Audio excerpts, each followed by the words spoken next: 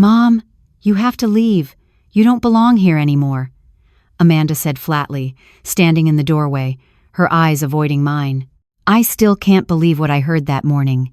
My daughter, the girl I raised, the one I loved with all my heart, told me to leave our home, the home Tom and I had shared for over 30 years. How did we get here? How did everything crumble so quickly? It had been 2 months since Tom died. 2 months since the heart attack that took him away from me in the blink of an eye. I should have been mourning him, but instead, I was standing at my own front door, suitcase in hand, listening to my daughter tell me I no longer had a place in the house I'd helped build. "Mom, you're being unreasonable," she said, her voice devoid of emotion. "The house is mine now. Dad left it to me in his will. You need to leave by noon." I was in shock. I couldn't process her words. What was she saying? This was our home, ours. Tom and I had worked hard to make it a sanctuary for our family.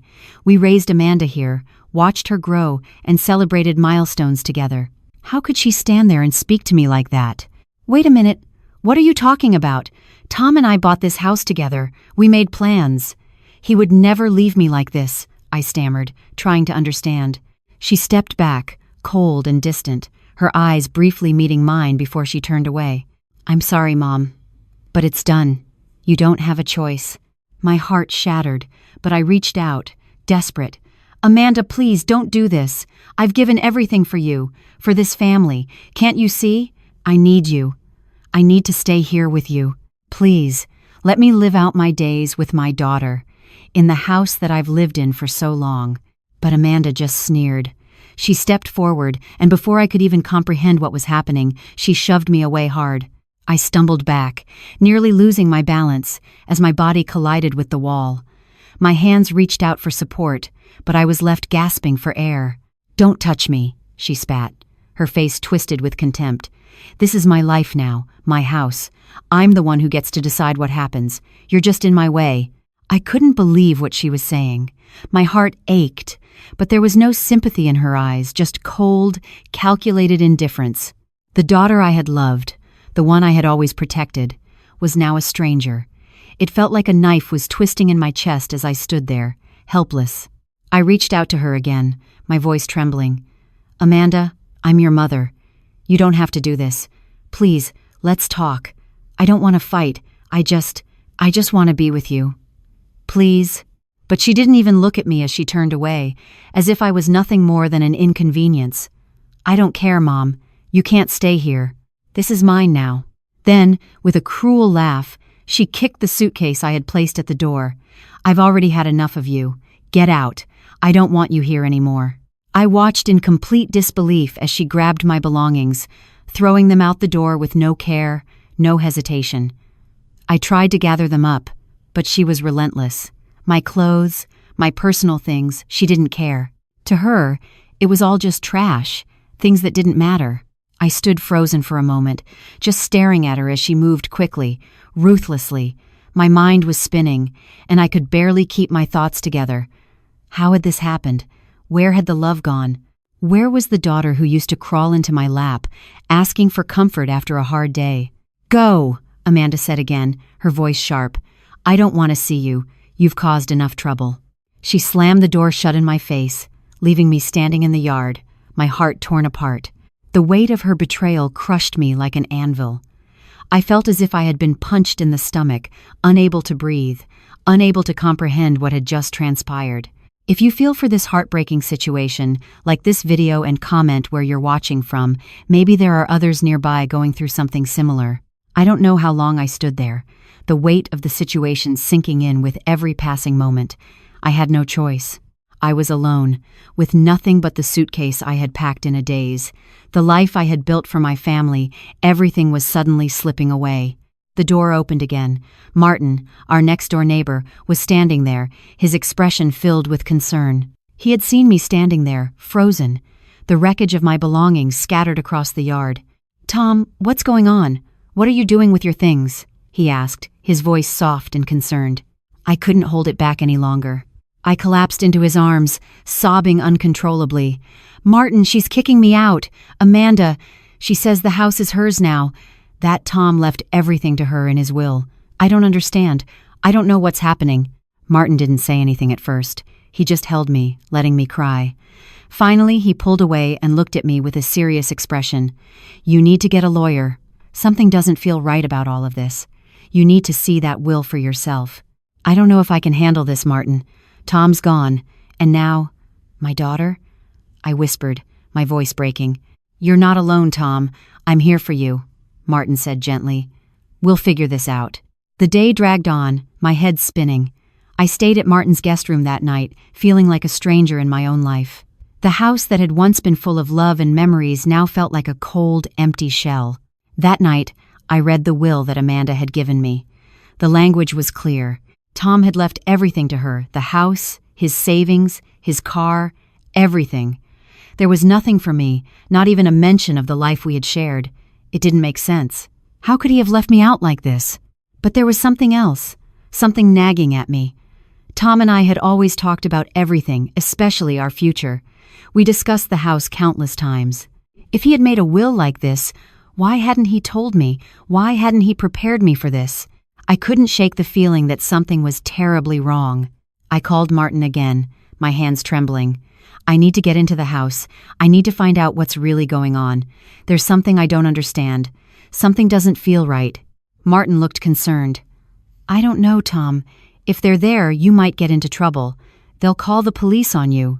"I don't care," I said, my voice firm despite the fear in my chest. "I need the truth. I have to know what happened." Martin's house was modest. A pale yellow single-story place with a porch swing that creaked softly in the afternoon wind. It smelled like old wood and peppermint tea, safe, familiar. I hadn't been inside in years. Not really. We'd shared holidays and neighborhood cookouts, but now I was here with nothing but a suitcase and a fractured heart. "I made you some tea," Martin said gently, placing a warm mug on the coffee table. "Chamomile. You haven't stopped shaking since this morning." I nodded, murmuring a quiet thank you. The warmth of the tea barely reached me. My fingers trembled around the ceramic rim. I kept seeing Amanda's face, her cold eyes, the way she flinched when I touched her, as if I were a stranger begging on the street. And the way she shoved me, my own daughter. I sat in silence, watching the steam curl into the air. "You said something felt off about the will?" Martin asked carefully, sitting down across from me. I nodded. "Tom and I, we planned everything together. Retirement, this house, our finances. We talked about Amanda, about making sure she was okay, but he never once said he was changing the will. Not a word." Martin leaned back. "He was always private, sure, but this? It doesn't sound like the Tom I knew either." "It's not just that," I added, reaching into my purse. I unfolded the legal envelope Amanda had handed me and placed the copy of the will on the table. "Here, read this. Look at the date. Just 3 weeks before he died." Martin picked it up, scanning the lines. Then he paused. "This was notarized by Waite, Trevor Carter? Isn't that Amanda's husband?" "Yes," I said, my voice sharpening. "Her husband. A notary public, apparently." Martin frowned. "That's a conflict of interest, isn't it? Him notarizing something that gives everything to his wife?" My thoughts had been circling that exact detail since the moment I saw the signature. "It has to be," I said, my voice low. "And it's not just that. Tom's signature, it looks wrong. Too neat. He had arthritis, Martin. He could barely hold a pen without shaking." Martin's expression hardened. "You think they forged it?" I didn't answer immediately. Saying it out loud made it feel even more horrifying. But I nodded slowly. "I don't want to believe it. God, Martin, I don't want to believe Amanda would ever. But she's not the same girl anymore. She looked at me today like I was some kind of parasite." Martin leaned forward. "You said you needed to get back into the house. For what?" I hesitated. Tom had a box, a little black lockbox. He kept it under the floorboard in the den right near the record cabinet. He never let anyone touch it, said it was for emergencies. "You think there's something in there?" "I know there is," I whispered.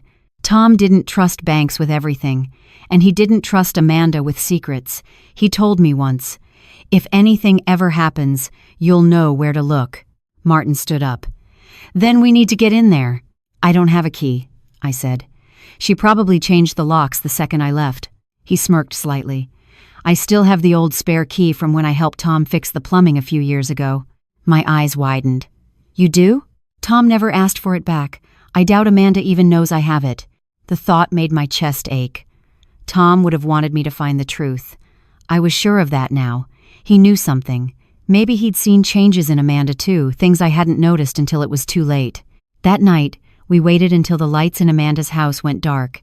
Martin parked 2 blocks down, and we walked in silence, hearts pounding, past the shadows of old elms and the hum of distant traffic. My knees were weak, but my resolve was stronger than it had been in weeks. Martin unlocked the side door, the old one near the laundry room. It creaked as it opened, and I winced, but no lights turned on upstairs. The house smelled the same lavender, lemon cleaner, and a trace of Tom's cologne still clinging to the hall. I stepped through the den, my eyes adjusting to the darkness. Everything was exactly where I remembered, but it felt hollow, stripped of comfort. Amanda had rearranged the photos. Our wedding picture was gone, replaced by a solo shot of her and Trevor at some fancy gala. I crouched near the record cabinet and pulled up the corner of the old rug. My fingers found the loose panel. My heart thudded as I lifted the board. The lockbox was still there. Martin handed me a flashlight. I placed the box on the coffee table, wiping off the thin layer of dust.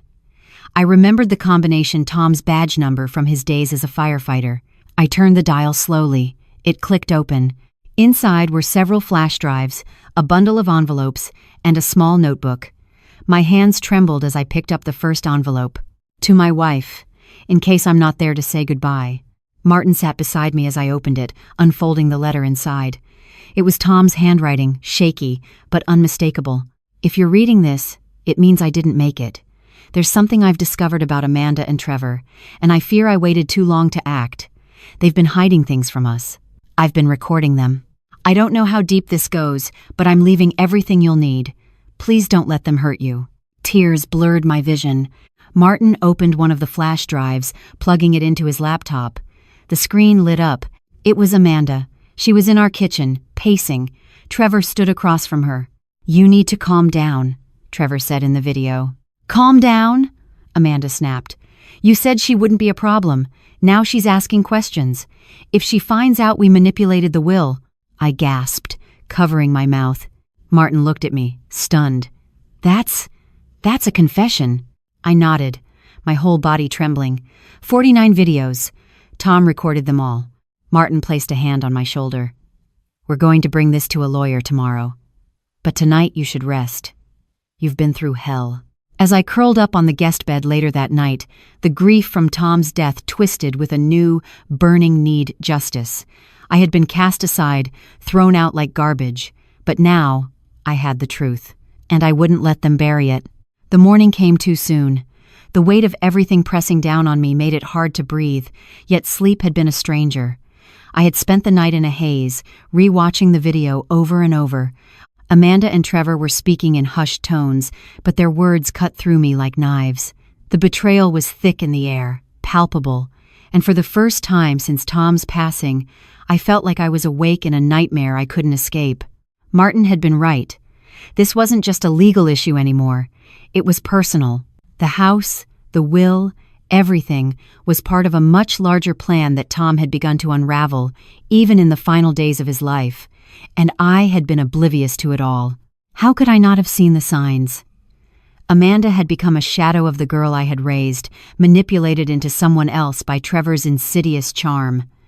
The woman who stood before me yesterday was not my daughter. I sat in Martin's kitchen, staring at the video files on his laptop. My hands were clammy, my stomach a knot. The sense of dread lingered as I watched the footage once more. This time, I focused on the details the way Trevor coached Amanda, how he manipulated her with promises of money and power, how she resisted but ultimately gave in, afraid of losing everything. I had failed her. I should have noticed the changes in her. The signs were there, the isolation, the sudden disinterest in family matters, the way she clung to Trevor even when I knew something wasn't right. The house was now a symbol of everything we had lost. The life we had built, the memories of laughter and family dinners, all reduced to cold legal documents and cold-hearted betrayal. I had been evicted from my own home by the one person I thought would never hurt me. As I watched Amanda in the video, her face pale and exhausted, I realized something. She wasn't the villain in this story. She was a victim, just as much as I was. She had been manipulated, cornered, forced to make decisions that broke her, and now she was trapped in a web she couldn't escape. But I would help her. I couldn't sit by and watch as she spiraled further into Trevor's control. If there was one thing I knew for sure, it was that I couldn't stand idly by anymore. Do you think she'll come around? Martin's voice broke through my thoughts, and I turned to see him standing in the doorway. His eyes were full of concern, but there was something else there, determination. I wasn't alone in this, and that gave me some measure of comfort. I don't know, I replied quietly. I don't even know where to start. The house, the will, the videos, it's all too much. Martin crossed the room and sat down beside me. You start with what's right. You've got the truth on your side. You know what they did. And now, we need to make sure that everyone else knows too. I nodded, feeling the weight of the decision settle in my chest. The video, the will, the flash drives, Tom had left me everything I needed to expose the truth. But the hardest part would be confronting Amanda. How could I ever look her in the eye after everything that had happened? After what she had done to me? I don't know if I can face her, I whispered, feeling tears welling up again. She's my daughter. How could she turn on me like that? You don't have to face her alone, Martin said, his voice firm. We'll get a lawyer, but you also need to confront her. She has to hear the truth from you, not just the court. The idea of confronting Amanda made my stomach churn, but deep down, I knew Martin was right. The only way to break this cycle of lies was to make her see the truth, to show her that she was caught in something much darker than she understood. It wasn't just about the house anymore. It was about her life, her future, and the choices she would make moving forward. I spent the rest of the day gathering my thoughts, trying to find the courage to call a lawyer. Martin had given me a lead, a local attorney specializing in elder abuse and fraud. It felt like the first step toward regaining control of my life. I couldn't let Amanda and Trevor get away with this. They had taken everything from me, but they wouldn't take my dignity. Later that afternoon, I dialed the number Martin had given me. The phone rang 3 times before a calm, professional voice answered. Good afternoon. This is Howard Klein. How can I help you? I need legal help, I began, my voice shaking. My daughter and her husband, they've manipulated me, and I think they've forged a will. I need to know what my options are. Howard listened patiently as I explained the situation. After I finished, he paused for a moment before responding. I've dealt with cases like yours before. What you're describing is elder abuse, coercion, and fraud. We'll need to move quickly before they have a chance to destroy any more evidence. The first step is to secure the videos you have and get them authenticated. From there, we can file a motion to block the eviction and prove that the will was forged. A sense of relief washed over me, but it was quickly replaced with the weight of what lay ahead. Thank you, I whispered. How soon can we meet? We can get started tomorrow, he said. I'll prepare the paperwork, but I'll need you to gather everything you have, the videos, the will, the deed, anything that proves they've manipulated you or your husband's assets. I'll have it all ready, I replied, my voice gaining strength. For the first time in days, I felt like I had a plan, like there was something I could do to fight back.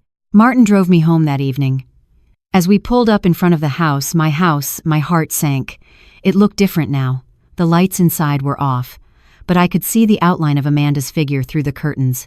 My breath caught in my throat, and for a moment, I just stared at the place that had been my sanctuary for so long. I'll be here with you, Martin said, his voice a steady anchor. You don't have to face her alone. I nodded, trying to steady my breathing. This was it, the moment that would decide everything. I would confront Amanda, tell her what I knew, and make her understand. No matter what. I stepped out of the car, my legs unsteady, but determined. The truth would come to light, and I would make sure of it.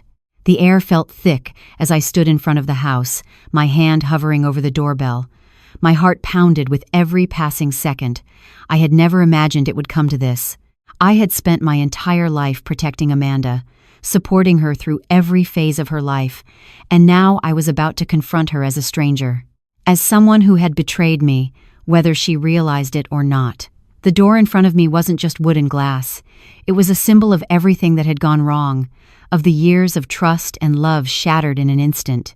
Martin stood beside me, silent but present, offering the kind of support I didn't even know I needed. He was the only person who had truly believed in me when it all seemed impossible. His steady gaze never wavered as I took a deep breath and rang the doorbell. The sound echoed through the stillness of the house. Moments later, the door creaked open, and there she was. Amanda stood before me, her face unreadable, her eyes colder than they had ever been. She was dressed in a casual cardigan, her hair pulled back loosely, but I could see the weariness in her eyes, the exhaustion that seemed to weigh down her every move. But beneath that, something else lingered: guilt, or perhaps fear. I didn't know which, but I knew it was there. For a split second, I saw a flicker of recognition, something like the daughter I once knew, but it was gone as quickly as it came. She crossed her arms, standing in the doorway as though she were barricading herself from me. "What do you want?" she asked, her voice tight, as if she was trying to mask something deeper. I felt my chest tighten, the words choking in my throat. But I couldn't back down now. I had come this far, and there was no turning back. "I need to talk to you, Amanda. Please." "I don't know what there is to talk about," she said, her tone sharp. "I'm still in shock over everything, too." "Shock? Amanda?" I cut myself off, forcing the words out with a controlled breath. "What happened to you? To us? You're not the same person. The girl I raised, the woman I knew, is gone, and I don't even recognize you anymore." Her eyes hardened, and her jaw clenched. "You don't get it, do you? This isn't about you or me anymore. It's about what's right. About the house, about everything that's been left behind. And now you're just trying to drag me into this mess." "Mess?" I echoed, my voice rising without my consent. "Amanda, do you even hear yourself? You think you're doing the right thing? You let Trevor manipulate you. You let him ruin everything, and you turned your back on me. On your own mother." "I did what I had to do," she snapped, her voice breaking for the first time. "You have no idea what Trevor and I have been through. I wasn't given a choice, not a real one. I didn't want this, but I didn't have a way out, not until it was too late."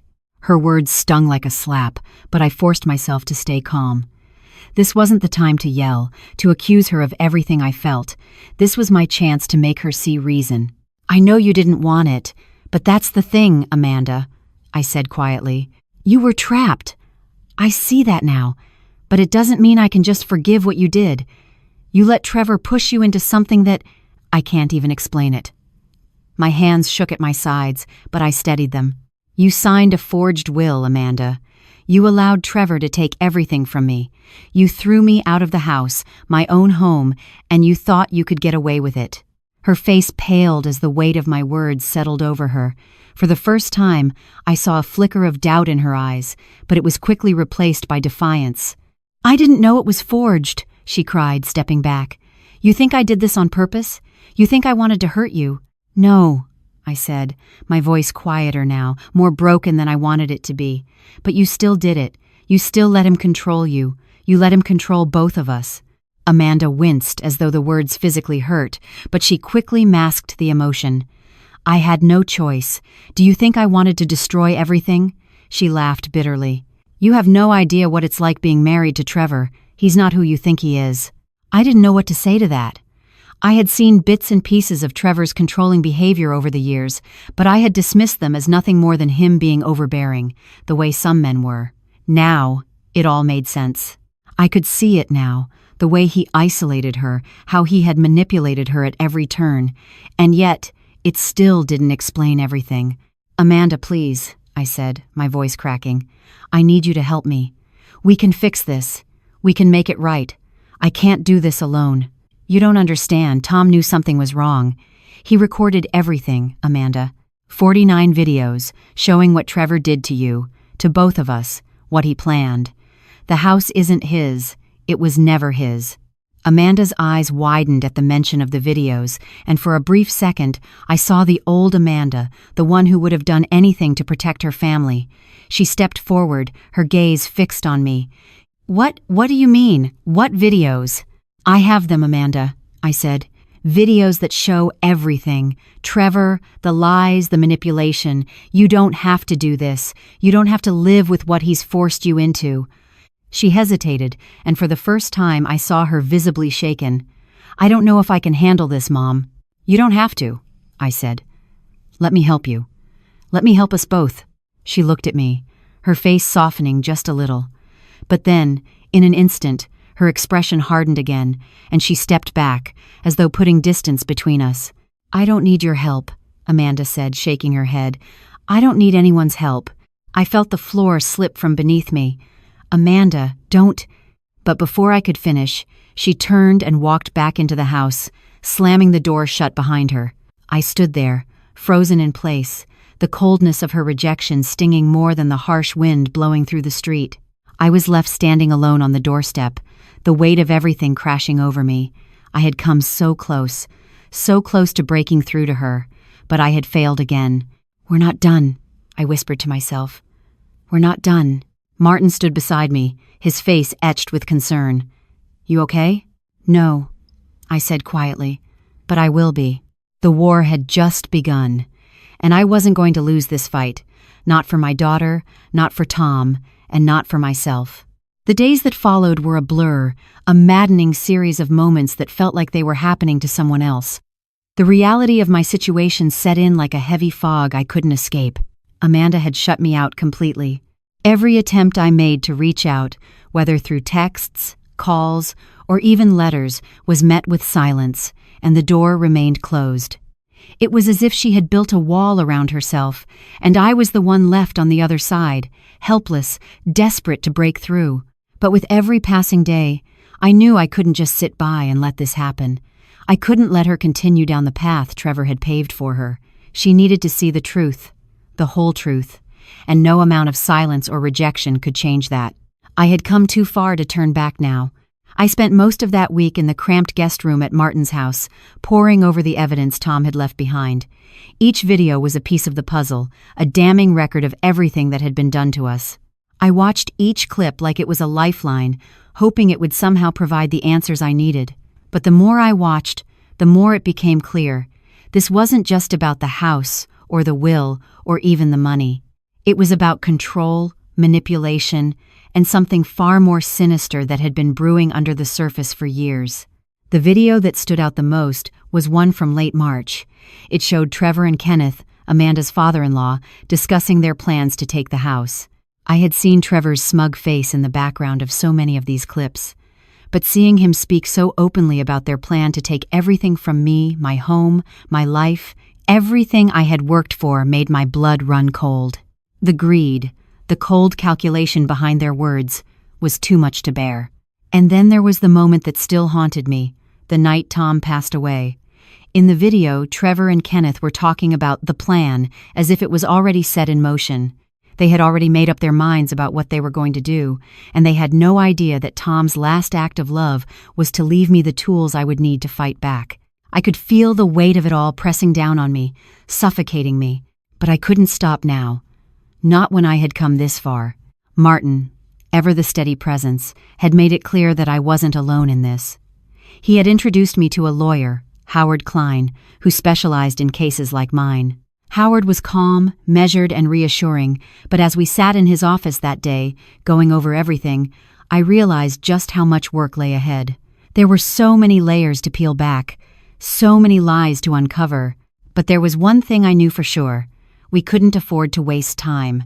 "You've got the evidence," Howard had said, flipping through the legal documents. "The videos, the deed, everything points to one thing. They were trying to steal the house. They tried to get Amanda to sign away her rights. And now it's clear they're trying to take it from you, too." I nodded, my hands shaking. "But she's my daughter, Howard. She's been manipulated, but she's still my daughter." "I understand," he said, his voice gentle. "But what's happening here isn't just about you and your daughter. It's about more than that. They're involved in a criminal conspiracy. And if Amanda was forced to participate in that, she needs to understand what's at stake." I took a deep breath, trying to steady myself. "I need to get through to her, Howard. I need to show her the truth, but I can't do it alone." "You won't be alone," he said firmly. "We'll make sure she knows the truth, and we'll make sure Kenneth and Trevor pay for what they've done." That was the moment I realized that this wasn't just about getting my house back. It was about my daughter, about the woman I had raised, who had been swallowed up by a toxic, manipulative force. And I couldn't rest until I knew she was free of it. The next few days were a blur of meetings and phone calls. I gathered all the evidence I could, sorting through Tom's papers, looking for anything that could help us build a stronger case. Each piece I found only reinforced what I already knew. My daughter had been caught in a web of lies, spun by the very people she trusted most. I reached out to Christopher, Tom's son, hoping he would be the bridge I needed to reach Amanda. He had always been close to her, and if anyone could make her see the truth, it was him. But when he called, the words that came out of his mouth only made things worse. "I don't know what to do, Mom," he said, his voice heavy with guilt. "I tried talking to her, but she's not listening. She's convinced she's doing the right thing." "Amanda's been manipulated, Chris," I said, my voice breaking. "She doesn't know what's really happening, but we can't give up on her. We have to help her see the truth, no matter how hard it is." "I know," he said softly. "I just don't want to lose her." "You won't lose her," I assured him. "But we need to move fast. We can't wait any longer." Days passed. The tension in the air was suffocating, but we had to keep moving forward. The first step was clear. We had to confront Amanda, face to face. It wasn't just about talking to her anymore. It was about showing her the undeniable evidence. She needed to see what Trevor and Kenneth had been planning and why they had been so determined to tear us apart. On the morning of the meeting, I felt my nerves tighten again. I had no idea what to expect. Amanda's rejection still stung, but I knew this was the only chance I had to make her understand.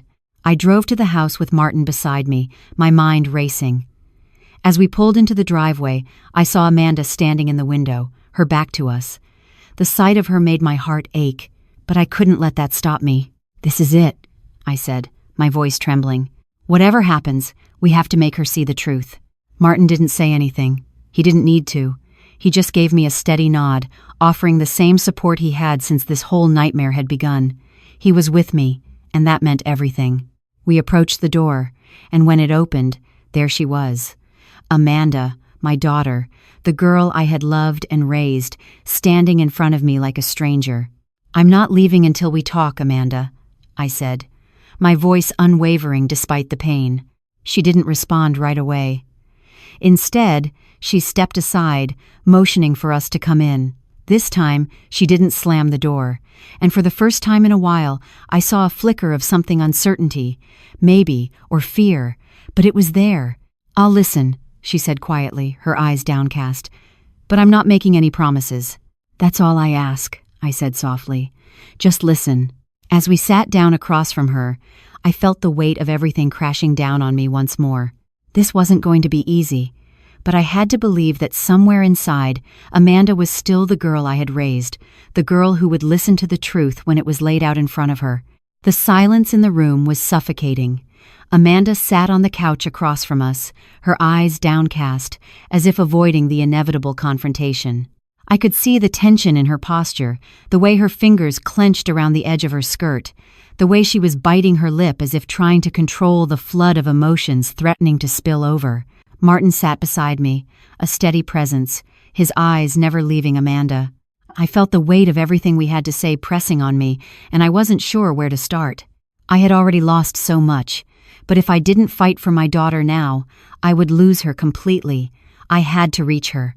I had to make her understand that the life she had been living was a lie, that the man she called her husband, the family she had chosen, were tearing us apart for their own gain.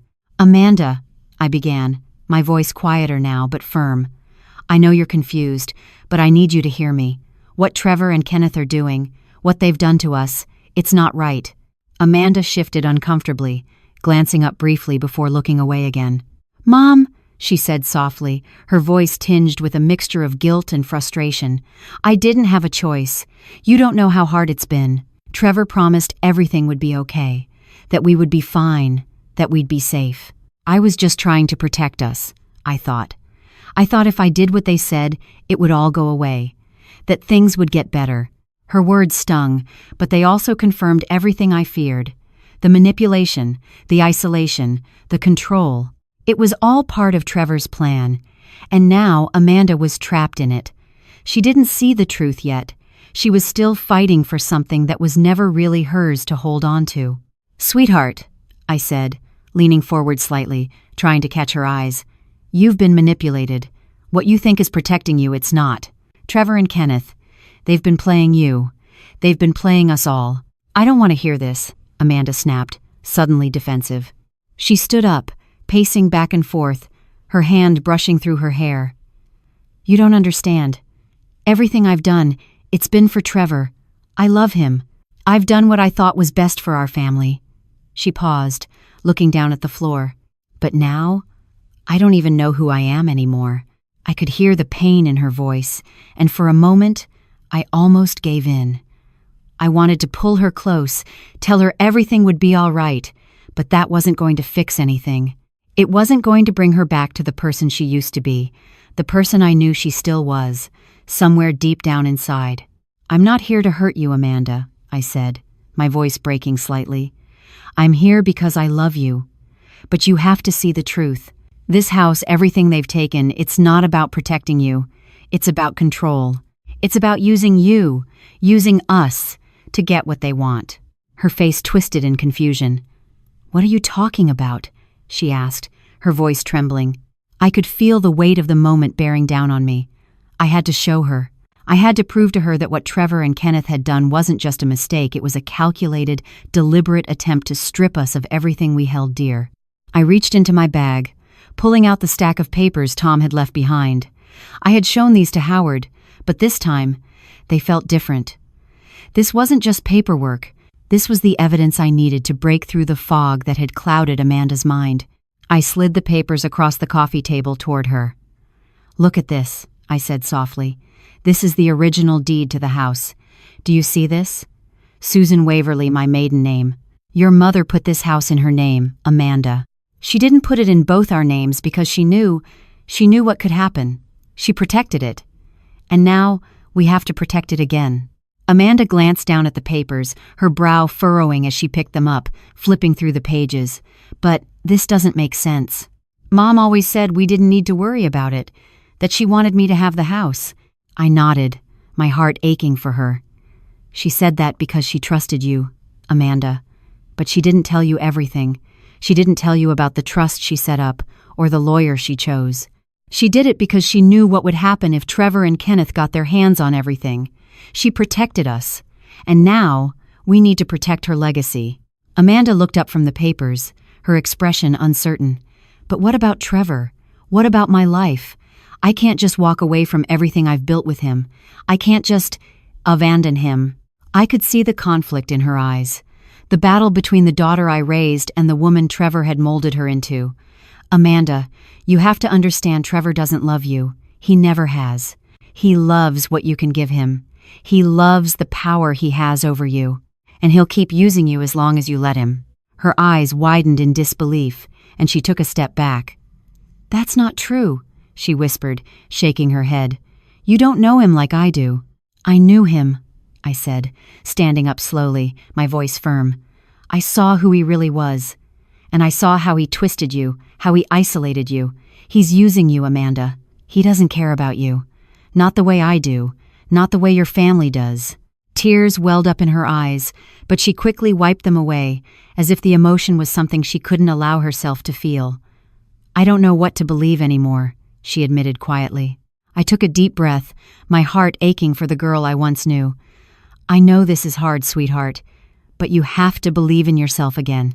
You have to trust that you can make your own decisions, without him controlling every part of you. You're stronger than you think. And you don't have to do this alone. Amanda stood still, her gaze fixed on the papers, her hands trembling slightly. I'm so lost, Mom, she whispered. I don't know who I am anymore, and I don't know how to fix this. I took a tentative step forward, reaching out to her. You don't have to fix it alone. Let me help you. Let us help you. You're not the villain in this story. You've just been caught in a trap. But together, we can get you out. She didn't respond right away. For a long moment, there was silence, heavy, tense. I wasn't sure what would happen next, but I knew one thing for certain. I wasn't giving up on her. Not now, not ever. And maybe, just maybe, that was enough to start breaking down the walls she had built around herself. The silence that followed my plea felt unbearable. Amanda stood there, her back to me, her shoulders stiff as she looked down at the stack of papers. I could tell she was struggling, torn between the person she had been and the woman she had become. For so long, she had believed Trevor and Kenneth's lies, had convinced herself that she was doing the right thing, but deep down, I knew that the girl I had raised was still in there, somewhere. "Amanda, I know you're scared," I said, my voice trembling as I spoke. "But you can't let fear control you. You have to trust that you're strong enough to make the right choice, even if it's hard." She didn't turn around. Her silence felt like a barrier, one that I couldn't seem to break through. But I couldn't give up now. This wasn't just about me anymore, it was about her, about saving the daughter I loved from the lies that had been fed to her. Finally, after what felt like an eternity, Amanda spoke, her voice barely above a whisper. "What if I'm too far gone? What if I can't go back to how things were?" Her words struck me like a blow to the chest, but I refused to let her see how deeply they affected me. I took a step forward, closing the distance between us, my heart pounding in my chest. "You're not too far gone, Amanda. I know this is hard, but you're not alone in this. I'm here, and so is Martin. We're not going to let you go through this by yourself."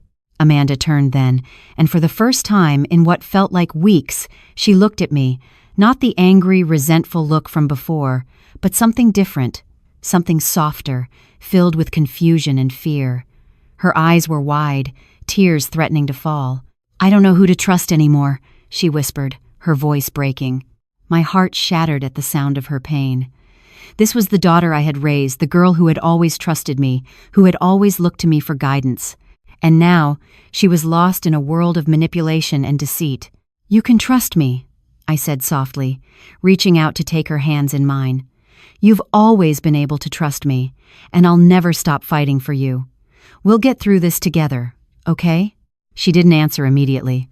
Instead, she squeezed my hands tightly, as if trying to hold on to something, anything that could give her some sense of stability. I don't know if I can face it, Mom," she admitted, her voice shaky. "All the things I've done, the things I've let happen, I don't know how to undo it." "You don't have to undo it all at once," I said, my voice steady but filled with compassion. "Start with the truth, Amanda. That's all we can do. And the truth is, you've been manipulated. But now, it's time to take control back. It's time to choose your own path." She looked down at the papers in her hands again, her fingers trembling as she held them. I thought I was doing the right thing," she whispered, almost as if trying to convince herself. "You were doing what you thought was right," I said gently. "But now, you know the truth. And you can make the right choice. You can walk away from all of this. It's not too late." Amanda closed her eyes for a moment, her chest rising and falling with shaky breaths. I could see the inner battle she was fighting. She wanted to believe me, to trust me, but the years of manipulation, of being caught in Trevor and Kenneth's web, had left deep scars. I could see the doubt in her eyes, the fear of what might happen if she walked away from it all. "I'm scared, Mom," she admitted finally, her voice barely audible. "What if I'm making the wrong choice? What if I'm losing everything?" I gently cupped her face in my hands, lifting her chin so that she would meet my gaze. "Amanda, you've already lost so much. You've lost yourself, your sense of who you are. But you haven't lost everything. You haven't lost your family, your dignity, your ability to choose. That's something no one can take from you." She looked at me for a long moment, her eyes searching mine, as if looking for the answer to some unspoken question. And then, finally, she nodded. "I don't want to be scared anymore," she whispered. "Then don't be," I said softly. "It's time to be brave. It's time to take back control." For the first time in what felt like ages, Amanda's shoulders relaxed. She took a deep breath, a small but genuine smile tugging at the corners of her lips. "I'll do it," she said, her voice filled with resolve. "I'll fight for the truth, for us." My heart swelled with pride, relief flooding through me. It wasn't going to be easy, and there was still so much more to be done. But this was a start. This was the turning point, the moment when Amanda chose to fight back against the lies and manipulation that had held her captive for so long. "We're going to do this together," I said, pulling her into a tight hug. "We're not alone anymore." As we stood there, wrapped in each other's arms, I knew that this was just the beginning of a long and difficult journey. But it was a journey we would take together, one step at a time, And for the first time in a long time, I allowed myself to believe that, no matter what happened next, we would make it through. But there was still much to do. The battle was far from over, and Trevor and Kenneth weren't going to give up easily. They would fight back, but I was ready. And now, Amanda was too. We had the truth on our side. And with that, we had everything. The next few days were a blur of action, confusion, and surprisingly hope. I hadn't realized how much I had been holding my breath until the tension started to lift. The first step had been getting Amanda to understand, to see the reality of what had happened and what was at stake. The second step was gathering our forces, contacting the lawyer, securing the evidence, and making sure everything we had was airtight. It was all happening too quickly. The whirlwind of emotions and decisions made me dizzy at times, but in the midst of it, there was something else, a clarity. We had a purpose now, a plan, and for the first time in months, I wasn't alone in the fight. I stood in the living room of our house, staring at the photos that once filled every corner, the photos that now felt like memories of someone else's life. Amanda was sitting at the kitchen table, silently scrolling through her phone, no doubt trying to figure out what her next step would be. She had taken the papers I'd shown her, Susan's will, the house deed, everything, and promised me she would take them to the lawyer we'd contacted, Howard Klein. But I knew she was still processing everything. She wasn't entirely ready to face what was coming. I couldn't blame her for the hesitation. The road ahead was long, and there was no guarantee that the truth would prevail. Trevor and Kenneth were already making their moves, and they wouldn't back down without a fight. As if on cue, my phone buzzed, jolting me from my thoughts. It was a text from Martin. Got word from the lawyer. He wants to meet. It's time. The words hit me like a shot to the chest. I had been waiting for this moment, the moment when we would finally confront the truth, when the pieces would come together and we could expose Kenneth and Trevor for who they really were. But the fear was there too, gnawing at my insides. What if we weren't ready? What if everything we had wasn't enough to take them down? I put my phone down and walked into the kitchen, where Amanda was sitting. She looked up as I entered, and her eyes softened. For the first time in a long time, I could see a spark of the woman I had raised, the woman who had always been strong, always been a fighter. "Amanda, the lawyer wants to meet," I said, my voice tight with the weight of what was to come. "It's time to move forward." She nodded, her hands shaking slightly as she set her phone down. "I'm ready, I think. I think I've been ready for a while. I just didn't know how to admit it to myself."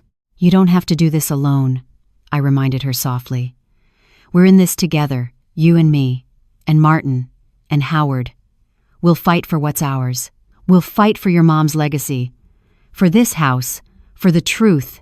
Amanda stood slowly, the weight of everything we were about to face settling over her.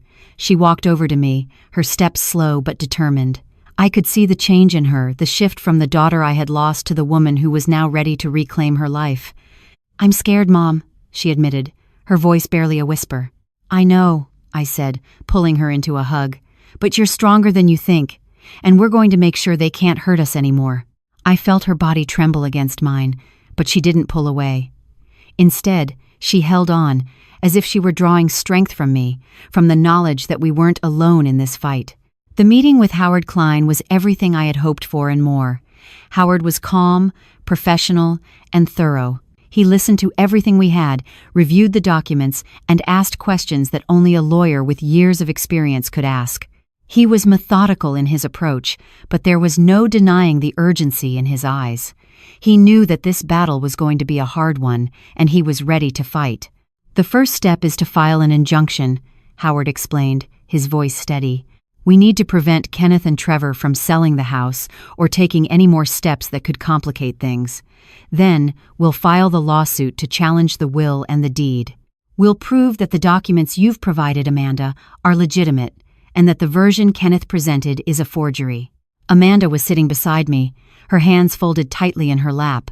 She had been quiet during most of the meeting, but now she spoke up, her voice a little stronger than before. "What about the videos? The ones Mom recorded?" Howard nodded. "The videos are crucial. We'll need to get them authenticated, but if we can prove that they're genuine, they could be the key to exposing Kenneth and Trevor's scheme." I could see Amanda tense up at the mention of the videos. They were Susan's final act of defiance, her final way of making sure we knew the truth. I had watched them all, each one heartbreaking in its own way. And now, those videos could be the thing that brought Kenneth and Trevor down. "We have to move fast," Howard added, looking between Amanda and me. "The longer we wait, the harder it will be to take action. But with these documents, the videos, and the evidence we already have, we have a strong case. We just need to be prepared for the backlash." "How bad is it going to get?" I asked, my voice low. Howard met my gaze. "It's going to be tough. Kenneth and Trevor won't give up easily. They'll fight us every step of the way. But with the right legal team and with the truth on our side, we'll make sure justice is served." I took a deep breath, trying to steady myself. This was it. This was the moment when everything would change, the moment when we would finally take control of our lives again. Later that night, as I lay in bed, my thoughts swirling with everything that had happened, I found myself staring at the ceiling, unable to sleep. I kept thinking about Susan, about her strength, her courage, her determination to protect us even in the face of death. I remembered her words, spoken to me just before she passed. "Protect them, Thomas. Protect our children, especially Amanda." I had promised her I would, and now I was doing everything I could to keep that promise. But I knew the hardest part was still ahead. The battle wasn't just with Kenneth and Trevor, it was with the lies they had planted in Amanda's mind. It was about helping her see the truth and reclaim the life that had been stolen from her. But we were ready now, and together we would fight for everything we had lost and everything we could still save. The days that followed our meeting with Howard Klein were a whirlwind. Every morning, I woke up with a sense of urgency, a feeling that we were on the edge of something monumental, yet terrifying. The first steps had been taken, but there was still so much left to do, so many risks to face. Kenneth and Trevor were already maneuvering behind the scenes, no doubt preparing their own counterattacks. I knew they wouldn't back down without a fight, but I also knew that we couldn't afford to hesitate. This was our one chance to stop them before they could erase everything. The house, the memories, the legacy of my wife Susan, and most importantly, Amanda's future. Amanda had come a long way in a short amount of time. The girl who had been too scared to face the truth was slowly transforming back into the woman I knew she could be. It wasn't easy. Every moment was a struggle for her, 1 step forward, 2 steps back, but she was trying. And for the first time in a long time, I saw a glimmer of hope in her eyes. We spent the next few days gathering evidence, making sure we had everything in place for the upcoming legal battle. Martin had been a huge help. His steady presence and unwavering support had kept us grounded through the chaos. He was the one who had encouraged me to reach out to Howard in the first place, and I was forever grateful for his guidance. I didn't realize how much I had missed his friendship until now. He was more than just a neighbor. He was family, and his unwavering loyalty had been a lifeline during some of the darkest moments of my life. We were sitting together in the living room, poring over documents, when Amanda walked in. She looked a little more confident than usual, her shoulders squared, her expression more determined. There was still a hint of fear in her eyes, but I could see the change. "I did it," she said, her voice quiet but resolute. "I gave the papers to Howard. He's going to file the injunction tomorrow." I stood up from the couch and walked over to her, my heart swelling with pride. "That's incredible, Amanda. You're doing great. We're 1 step closer to getting this all sorted out."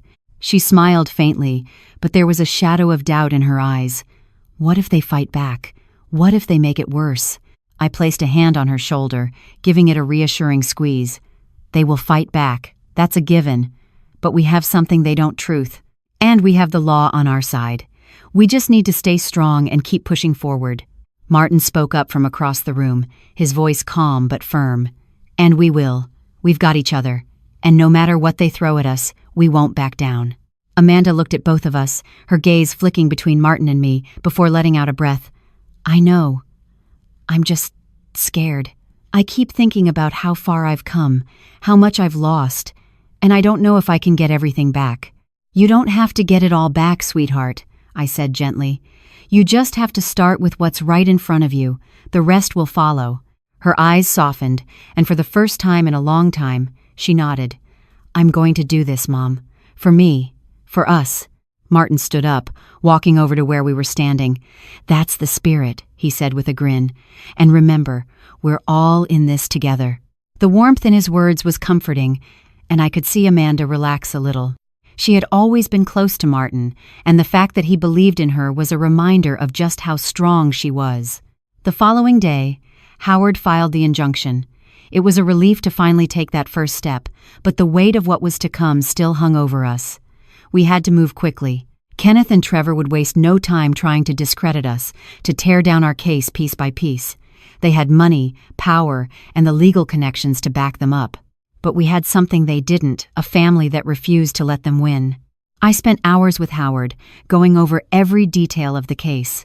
We reviewed the will, the trust, the deed, and of course, the videos.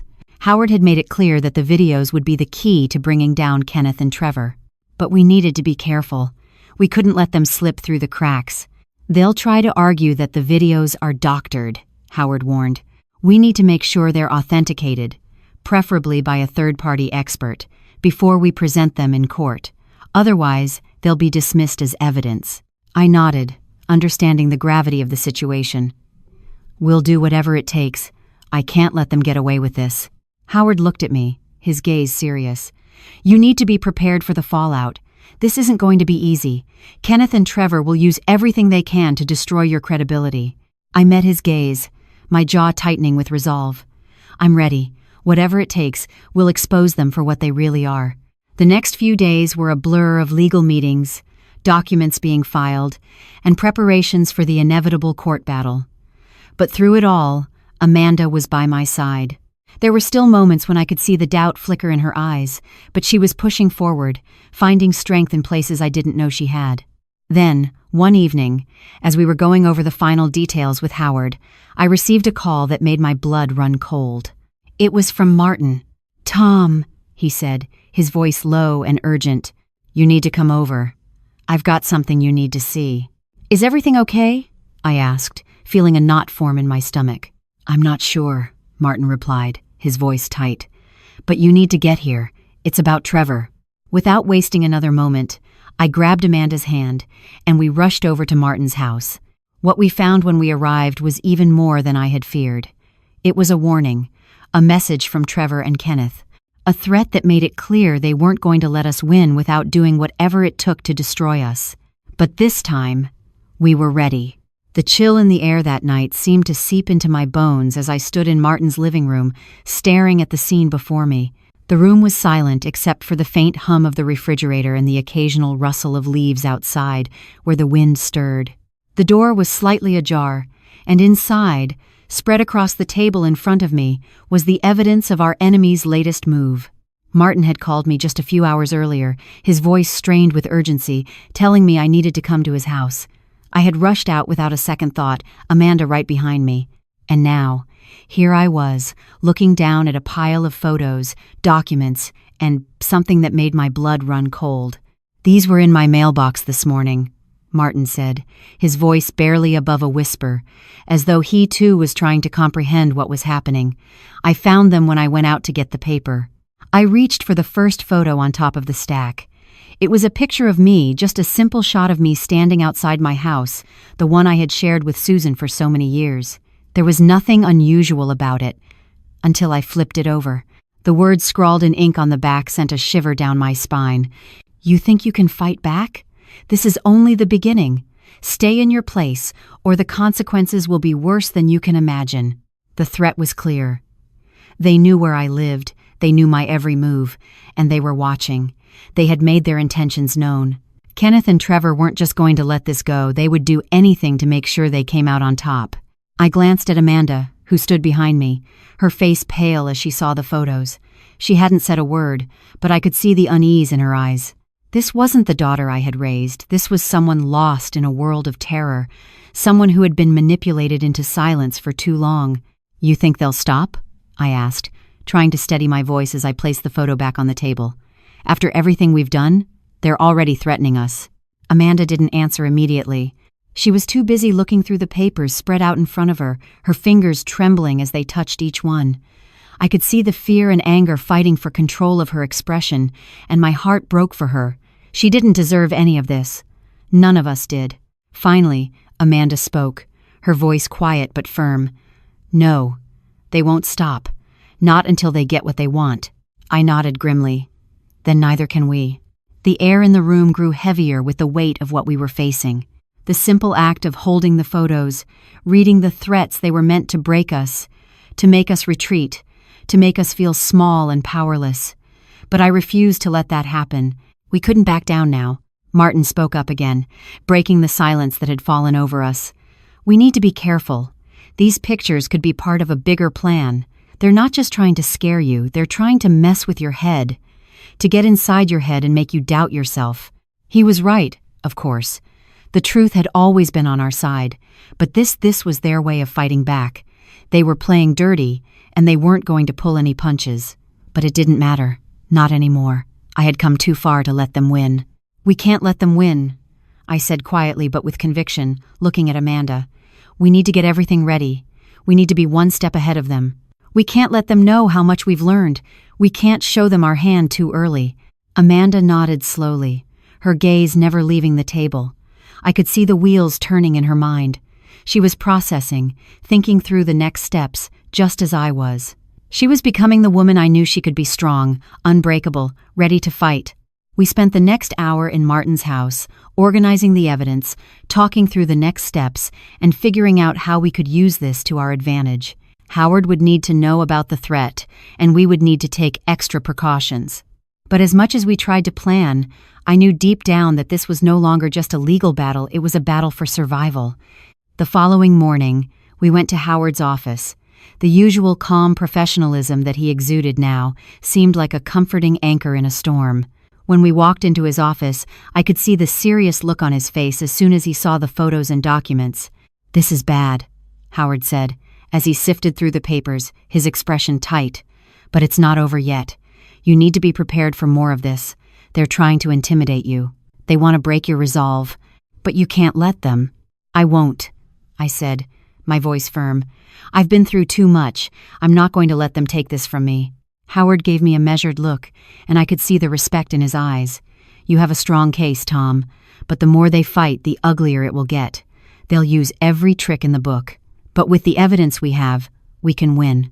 "We're ready," I replied. "Whatever it takes." Howard nodded. "All right, we're moving forward with the injunction. We'll file it today, and I'll get everything else lined up.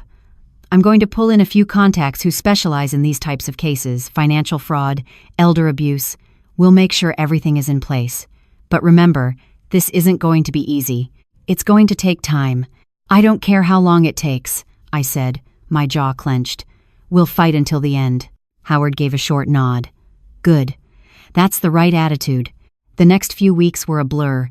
Every day felt like a constant battle against Kenneth and Trevor, against the fear that had begun to consume us all, and against the overwhelming pressure of knowing that every decision we made could be the difference between victory and defeat. But we were ready. One evening, as I sat in the living room going over some more documents, I heard Amanda walk in. She had been quieter than usual lately, but tonight there was a new determination in her step. I looked up from the papers, my heart lifting at the sight of her. "I spoke to Martin today," she said, her voice steady. "I've made up my mind." I felt my breath catch in my throat. "What do you mean?" "I'm ready," she said, her eyes meeting mine. "Ready to take the stand, ready to tell the truth." I felt a lump form in my throat. This was it, the turning point. Amanda was finally choosing her own path, choosing to be the person she had always been beneath the manipulation, the fear, and the lies. "Are you sure?" I asked, my voice barely a whisper. She nodded, a small, determined smile on her face. "I'm sure. I'm not running anymore." And in that moment, I knew that we were no longer just fighting for justice, we were fighting for Amanda's future, for the life that she deserved. And no matter what came next, we would face it together. The next few days felt like a blur of constant motion, the calm before the storm, perhaps. We were all preparing for the upcoming court battle, gathering our evidence, preparing our witnesses, and ensuring that everything was in order. But the closer we got to the day of the hearing, the more I could feel the weight of it all pressing down on me. This wasn't just about a house or money anymore. This was about justice, about standing up for what was right, and about ensuring that the people who had hurt our family were held accountable for their actions. Amanda's decision to testify had been a pivotal moment, not just for her, but for all of us. I knew how difficult it had been for her to come to terms with everything: The guilt she had carried for so long, the fear of what it might cost her. But seeing her now, standing tall and resolute, I knew that we were finally going to expose the truth. The real truth. Not the lies that Kenneth and Trevor had been spreading to cover their tracks. I sat across from Amanda in the living room one evening as she went over her testimony for what seemed like the 100th time. I could see the determination in her eyes, but there was still a shadow of doubt there, an uncertainty that would take time to shake off. I wanted to reassure her, to tell her everything would be all right, but I knew the reality of what we were about to face. There were no guarantees. This fight wasn't going to be easy, and I didn't want to lie to her. "You're doing the right thing," I said softly, breaking the silence between us. "You know that, right?" Amanda didn't look up immediately.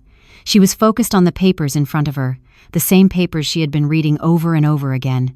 I could see her fingers trembling slightly, though she was trying to hide it. "I know," she said finally, her voice steady but soft. "But it's hard, Dad. What if they don't believe me? What if they twist everything I say and make it sound like I'm the one at fault?" I leaned forward, my heart aching for her. "They will try to do that. You know they will. But you have something they don't, honesty. The truth. And no matter what they throw at you, you have to remember that. You're stronger than they think."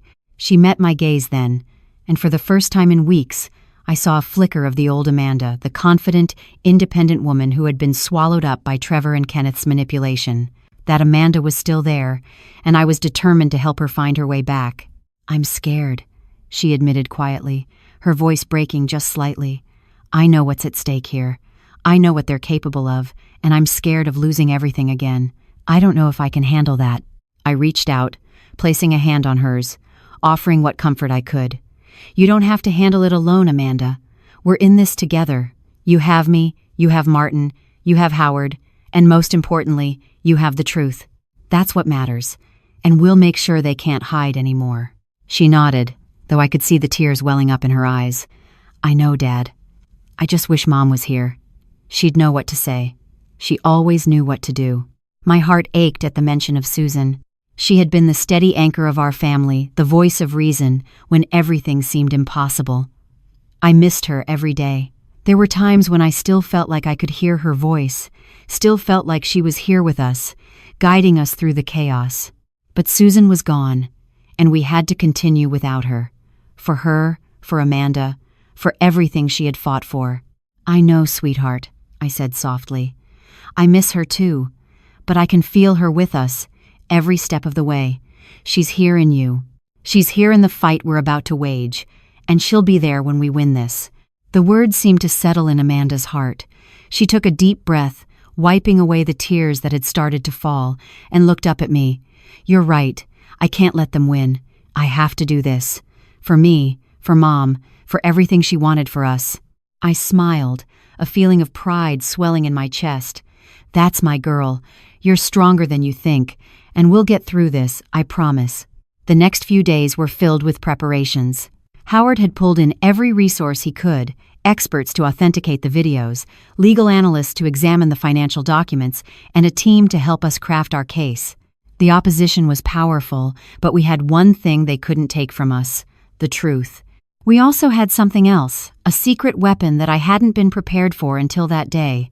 The letters Susan had written for me. Letters that would be my guide through the coming storm. They had been hidden away in the storage unit, just waiting for the moment when we needed them most. The letters were filled with Susan's thoughts, her warnings, and her love for us. She had known how this would unfold, how Kenneth and Trevor would try to tear us apart. She had written to us, to me, to Amanda, knowing that the time would come when we would need to understand what she had seen before her death. One letter, in particular, stood out to me. It was written just weeks before she passed. In it, she spoke directly to Amanda, urging her to find the strength within herself to fight for what was right. She knew that Amanda was in a vulnerable place, trapped in a marriage that was slowly suffocating her. But Susan believed in her ability to break free, to reclaim her life. As I read those words, I felt the weight of Susan's love surrounding me. I couldn't help but feel that she had left us these letters as a roadmap, a way to navigate the darkness and find our way back to the light. That night, after Amanda had gone to bed, I sat alone in the living room, the letter in my hands. I could almost feel Susan's presence beside me, guiding me through the final steps of this battle. And for the first time in weeks, I felt a sense of peace. This wasn't just about the house. It wasn't just about the money or the property or the manipulation. This was about our family, about protecting the legacy of the woman who had given everything to us. This was about justice for Susan, for Amanda, for all of us. And I would make sure we got it. The day of the hearing arrived with an overwhelming weight of anticipation hanging in the air. The morning sun broke through the blinds, casting long shadows on the walls of our home. The house felt eerily quiet, as though it was holding its breath, waiting for what was to come.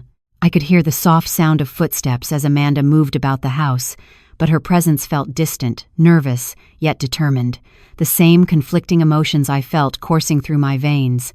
This was it, the moment everything would change. And yet, despite the looming threat of uncertainty, I couldn't help but feel a strange sense of resolve. We were ready. We had spent countless days preparing for this. Howard was with us, as were the experts who would authenticate the videos and documents, the evidence we had painstakingly gathered. And Amanda, she had made her decision.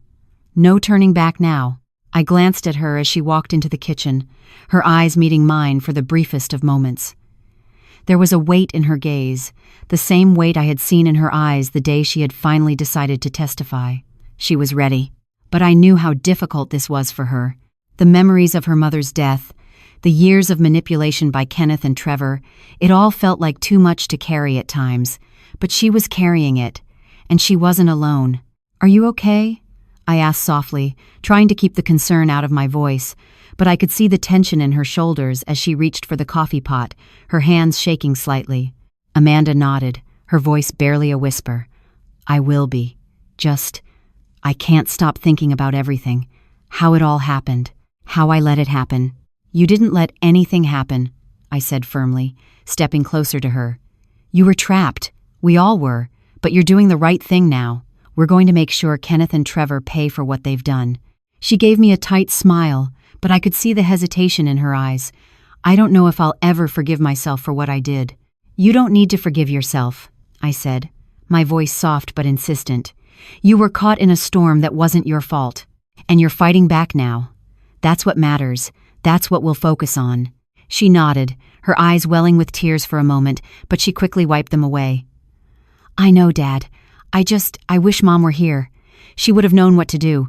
She always knew." I felt my heart ache at the mention of Susan. I missed her more than words could express. But in that moment, I also felt a sense of pride for the woman my daughter was becoming. Despite the years of manipulation and fear, she had found her strength. And now, she was going to use it to fight for what was right. "We have everything we need," I said, taking her hand in mine. "Susan made sure of that. She's still here, Amanda, and she's watching over us." Amanda squeezed my hand, her breath steadying. "I know, and I'm ready." As we made our way to the courthouse, the air was thick with anticipation. The car ride felt long, the silence between us heavy, but in that silence, I could feel the strength that was building within both of us. We were walking into this battle together not as victims, but as warriors. The courthouse loomed in front of us as we pulled up. The tall, imposing structure made me feel small, insignificant. But we weren't here to be intimidated. We were here for justice, and we weren't leaving until we got it. Howard was already inside, waiting for us in the lawyer's lounge. He greeted us with a reassuring smile, but I could see the same nervous energy in his eyes. This was a high-stakes case, and we all knew what was riding on it. "Everything's ready," he said, gesturing to the documents spread out on the table. "We're good to go." Amanda and I nodded, but there was still that underlying tension. As we sat down across from Howard, I could hear the distant murmur of voices from the courtrooms down the hall, the shuffle of papers, the clink of heels on the marble floors. It was all too much, and yet nothing at all. This wasn't just about a house anymore. This wasn't about property or money. This was about taking a stand for what was right. This was about our family. And then, the door opened. I froze. There they were, Kenneth and Trevor, both of them, standing at the doorway, side by side, wearing their usual smirks. Their faces were hard, cold masks, but I could see the tension in their eyes. They knew they were losing control. The grip they once had over Amanda was slipping away. And now, they were grasping at anything they could to stay afloat. But it was too late. Kenneth's eyes narrowed as he saw us sitting there, but he didn't say a word. Instead, he walked to the far side of the room and sat down, his posture stiff and defensive. Trevor followed, his face red, his hands clenching and unclenching as if he was trying to keep his anger in check. The judge entered a moment later, her robes flowing behind her as she took her seat. The room fell silent. This was it. The moment everything would come to light. The moment we would show the world who Kenneth and Trevor really were. "Let the record show," the judge began, her voice calm but commanding, "that we are here today to address the legal claims regarding the contested will of Susan Gardner and the alleged fraud, manipulation, and abuse surrounding it." My heart pounded in my chest. This was it. We had fought for so long, and now the truth was going to be laid bare for all to see. As the hearing began, I could feel the weight of the world on my shoulders. But this time, I wasn't carrying it alone. Amanda was by my side, and together, we were going to make sure the truth was heard. The day passed in a blur. The courtroom was a battleground of words, and as expected, Kenneth and Trevor did everything they could to twist the narrative, to paint Amanda as the villain. But with every piece of evidence, with every video and document we presented, their lies began to unravel. Howard was brilliant, his arguments solid and unwavering. He had prepared us for this moment, and we delivered. Each video, each signed document, each witness that stepped up to testify, it was all working in our favor. And with every passing moment, I could feel the tide turning. But it wasn't just the evidence that was making a difference. It was Amanda. She stood up, finally, and faced the court. Her voice was steady, her eyes clear. And for the first time, I saw a woman who was no longer afraid. A woman who was finally free. The following days were a whirlwind.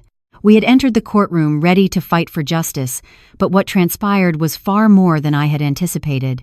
Amanda's testimony, strong and unwavering, was the key. As she stood there, telling the truth of her manipulation, of the hold Kenneth and Trevor had on her, I saw something shift within her. The fear that had gripped her for years began to loosen, piece by piece. Her voice was clear, resolute. She was no longer the woman trapped by guilt and manipulation.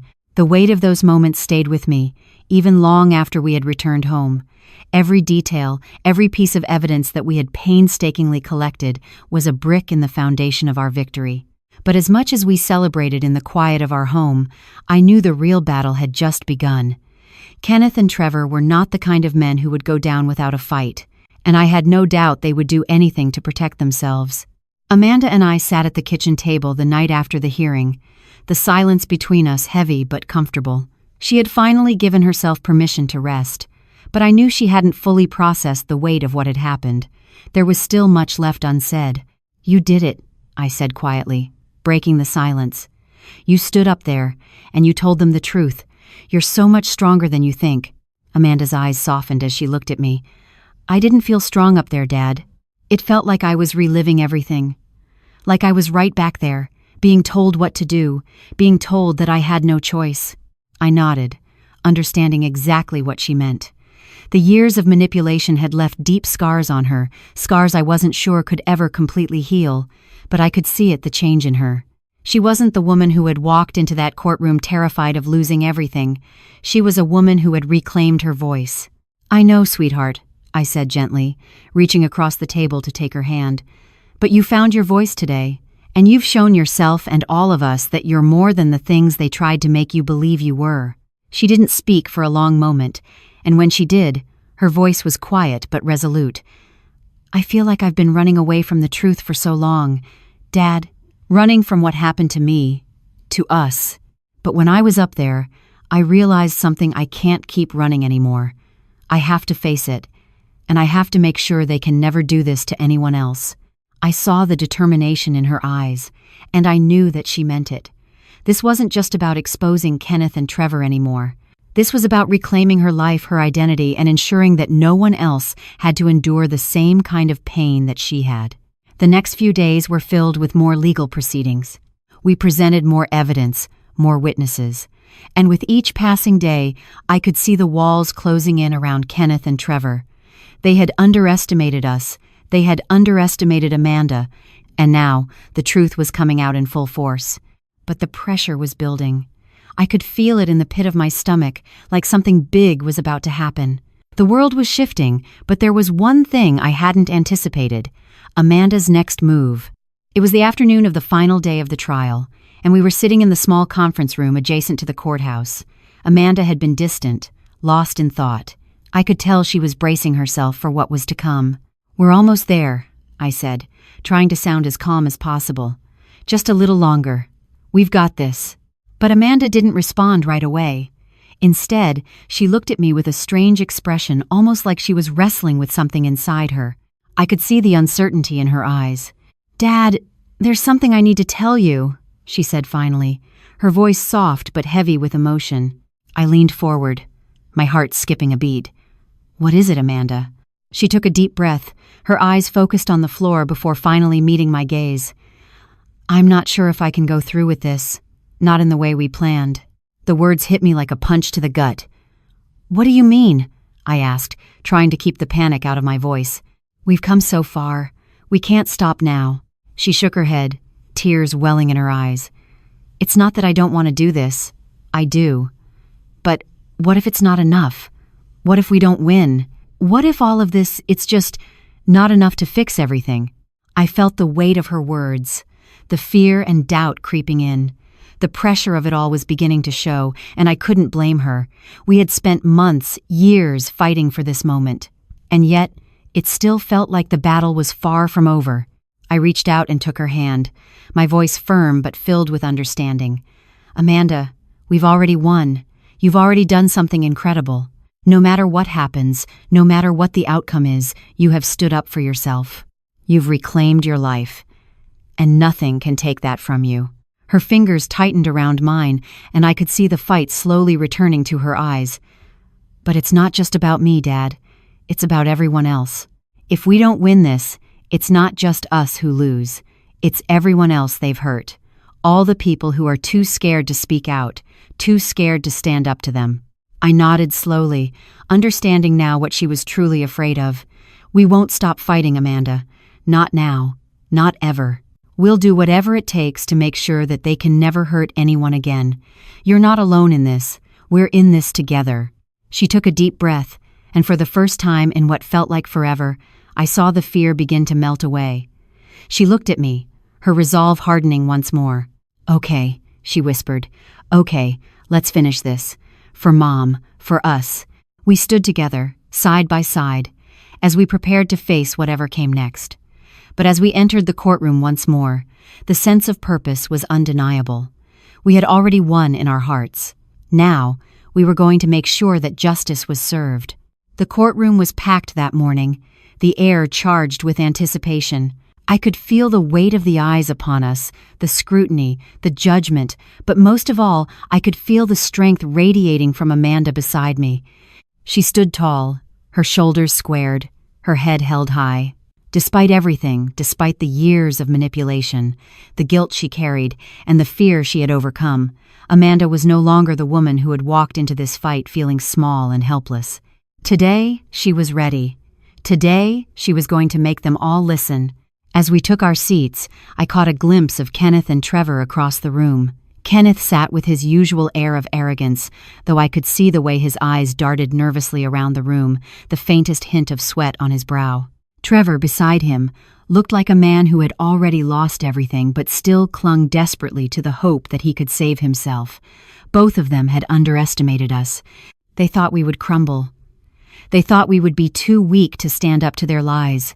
But today, we were going to expose them for what they were: manipulators, fraudsters, and murderers. The judge entered the room, her gavel striking with authority, signaling the start of the proceedings. The room fell silent, and I could hear the nervous whispers of the spectators around us. This was it. We had come so far, and there was no turning back now. "Let the record show," the judge began, her voice calm yet commanding, "that we are here today to deliberate on the charges brought against Kenneth Hutchinson, Trevor Hutchinson, and the validity of the contested will of Susan Gardner." The tension in the room was palpable, and I could feel the knot in my stomach tighten. This wasn't just a case about a house. It wasn't just about money or property. It was about everything they had stolen from us, our peace, our trust, and in Susan's case, her life. Howard rose from his seat, his presence commanding as he began to speak. Your Honor, we are here today to prove that Kenneth and Trevor Hutchinson have not only manipulated and coerced my client, Mrs.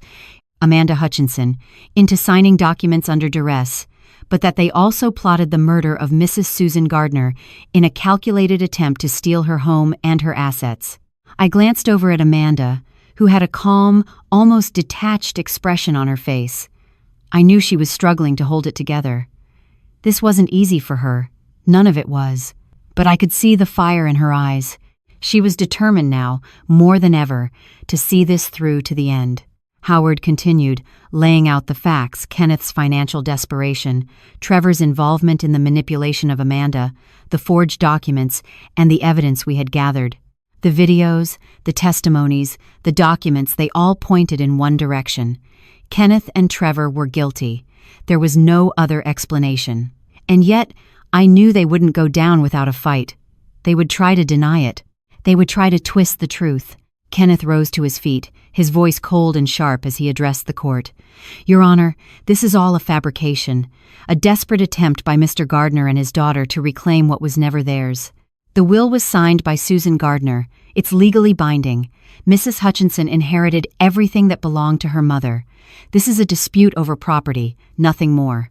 His words were smooth, rehearsed, but they fell flat. The audience could see the cracks forming. They could see the desperation behind his words. Your Honor, Howard interjected, his voice firm and unwavering, this is not a dispute over property.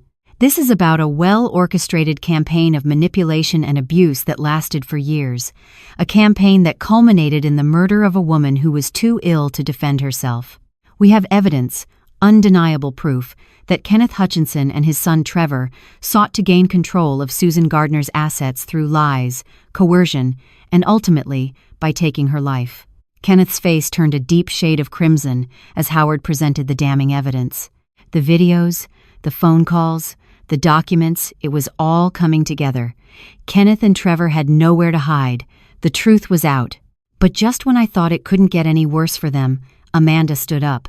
The room fell into complete silence as she walked to the witness stand. Every eye in the courtroom was on her.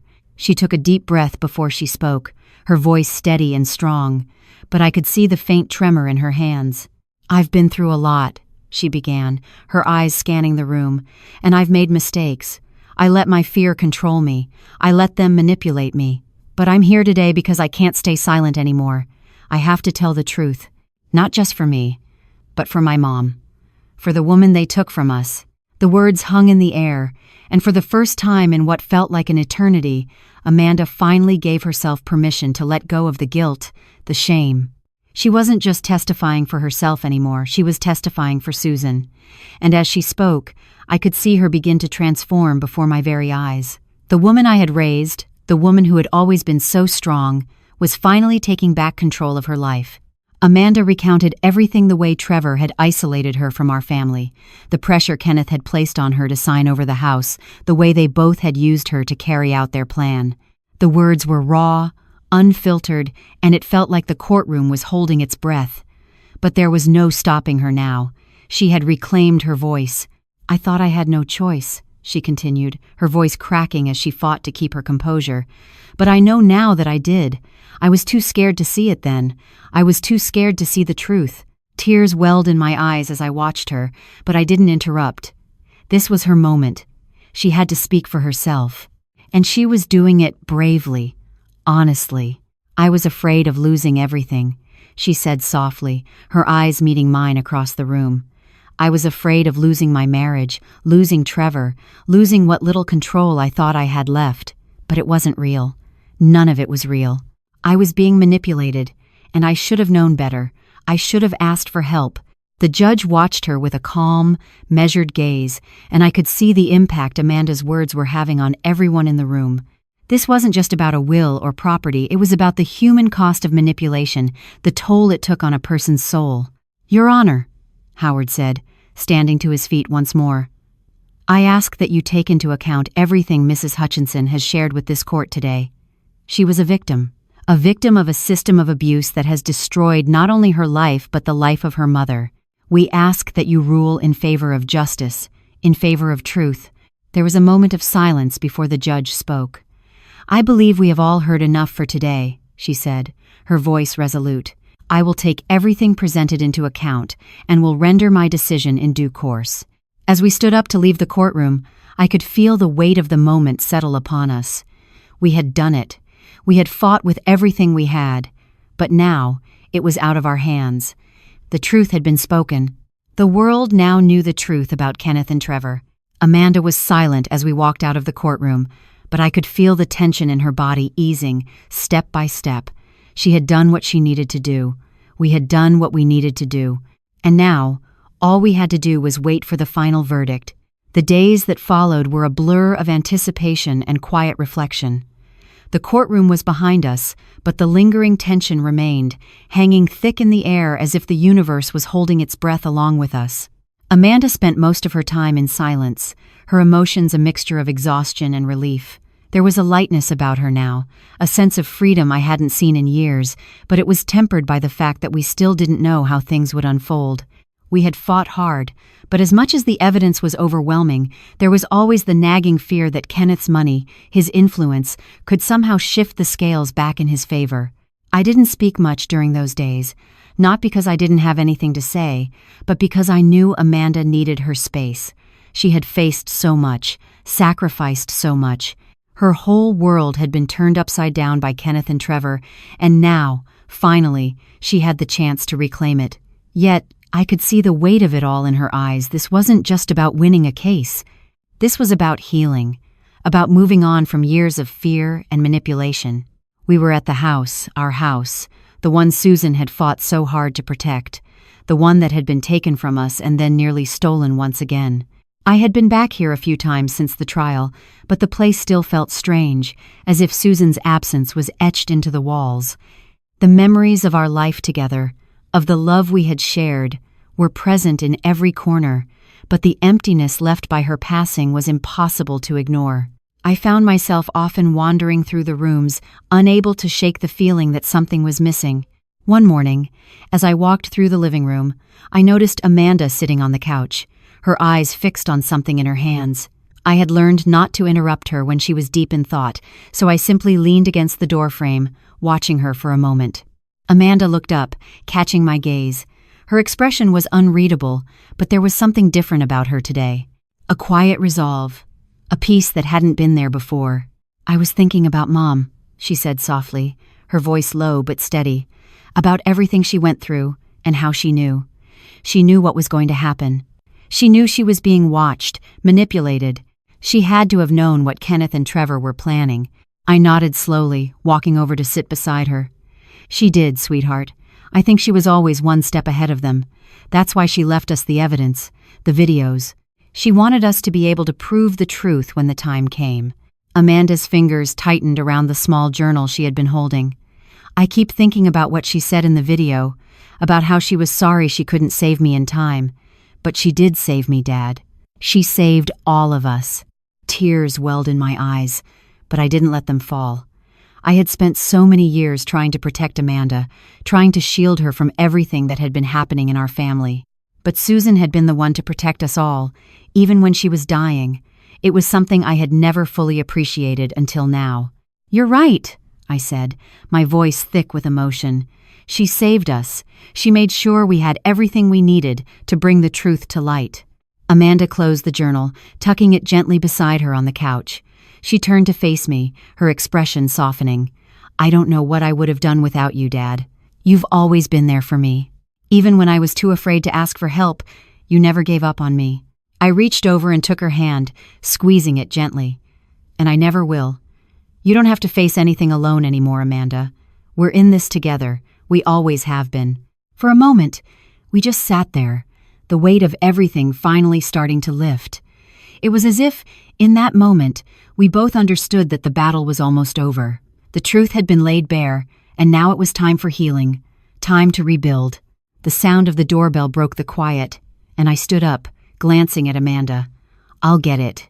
When I opened the door, I was surprised to see Howard standing there, his face grim but not without a hint of satisfaction. He had been our rock throughout this entire ordeal, the one who had guided us when we didn't know what to do, the one who had believed in us when everyone else seemed to have turned their backs. "Good morning, Thomas," Howard said, stepping inside without waiting for an invitation. "I have some news for you. The judge has made her decision." Amanda stood up at the sound of Howard's voice, her eyes immediately meeting mine. What did she say?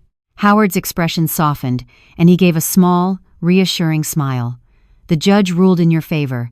The will is invalid, and the trust that Susan set up is now legally binding. The house is yours." Amanda's breath caught in her throat, and for a moment I thought she might collapse. But then, slowly, a smile spread across her face. It wasn't the kind of smile I had seen on her in the past, forced and hesitant, but a real one.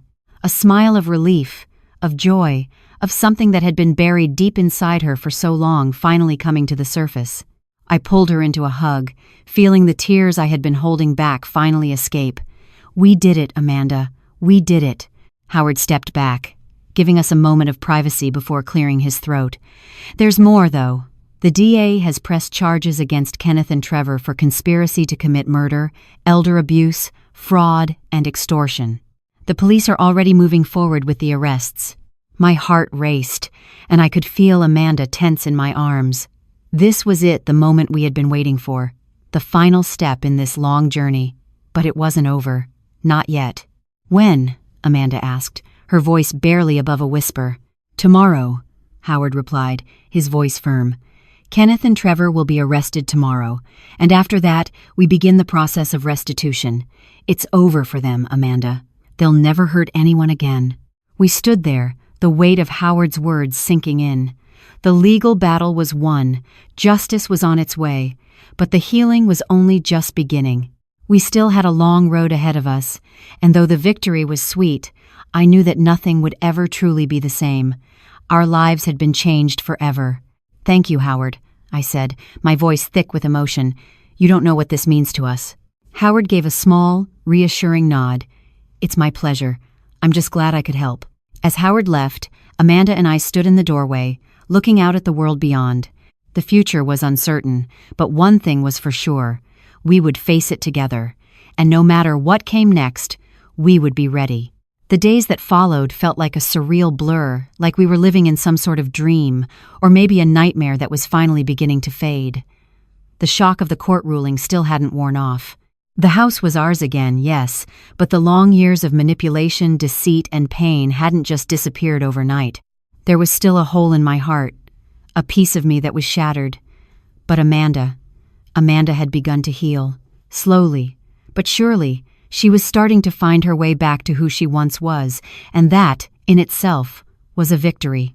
We spent the next few days adjusting to the reality of everything. It was strange, walking through the house again, knowing that the fight was finally over. The house that had been taken from us had never really felt like home since Susan passed. But now, as the quiet settled in, I could almost feel her presence again, as though she were right there beside us, whispering that everything would be okay. Amanda was the one who seemed most affected by the sudden shift in our lives. She kept to herself mostly, retreating to the bedroom she had grown up in. Every once in a while, I would catch her staring out the window, lost in thought. But despite the silence, there was something different about her. The weight she had been carrying for so long seemed to be lifting, bit by bit. One afternoon, as I sat at the kitchen table, I noticed Amanda walking down the stairs, her eyes fixed on something in her hands. She had a notebook, a small leather-bound journal. When she reached the bottom, she hesitated for a moment before sitting down across from me. "I started writing," she said softly, breaking the silence that had stretched between us. I looked up at her, meeting her gaze. There was a small but genuine smile on her face. It was a smile I hadn't seen in years, a smile that spoke of hope and healing, not the weight of guilt or fear. "Writing?" I asked, surprised but curious. "What about—" Amanda opened the journal, flipping through the pages before stopping at a section she had clearly written recently. She looked up at me, her eyes a little watery, but steady. "It's for Mom," she said, her voice barely above a whisper. "I've been writing to her, telling her everything, about what happened, and about what I'm going to do now." I felt a lump form in my throat as I watched her. My heart swelled with pride for the woman she was becoming, the woman Susan had always believed she could be. "You've been through so much, sweetheart," I said quietly. "I'm proud of you." She shrugged, her gaze drifting back down to the journal. "It's not just about me, it's about everything she left behind. I don't think I ever fully understood how much she did for us, how much she sacrificed, how much she protected us." I reached across the table and placed my hand over hers. "Your mom was incredible. She loved you more than anything, Amanda. She protected you until the very end, even when we didn't know it." Amanda squeezed my hand and nodded, tears brimming in her eyes. "I know, Dad. I finally get it. I'm so sorry for everything. For not listening, for not seeing what was happening, for letting them control me. But I won't let it happen again. I won't let them win." For the first time since this nightmare began, I felt a true sense of peace wash over me. Amanda was healing, and the weight of the past was starting to lift, piece by piece. Later that day, as we sat together in the living room, a knock at the door interrupted the calm. My heart skipped a beat, but I forced myself to remain composed. I wasn't sure who it was, but I felt a strange sense of anticipation. I walked toward the door, Amanda right behind me, and opened it to find a police officer standing on the other side. "Mr. Gardner?" the officer asked, his tone formal yet respectful. "I'm Detective Martinez. We spoke during the trial."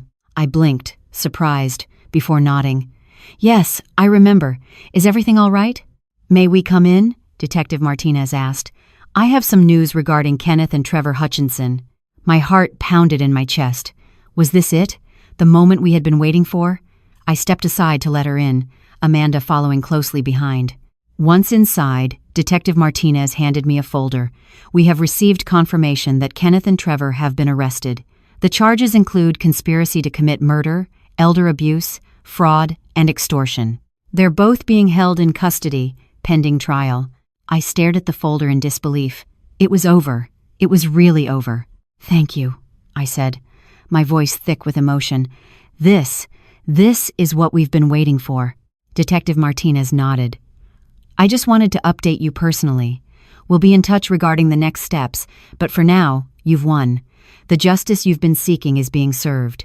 I could feel my legs go weak, the adrenaline rushing through me.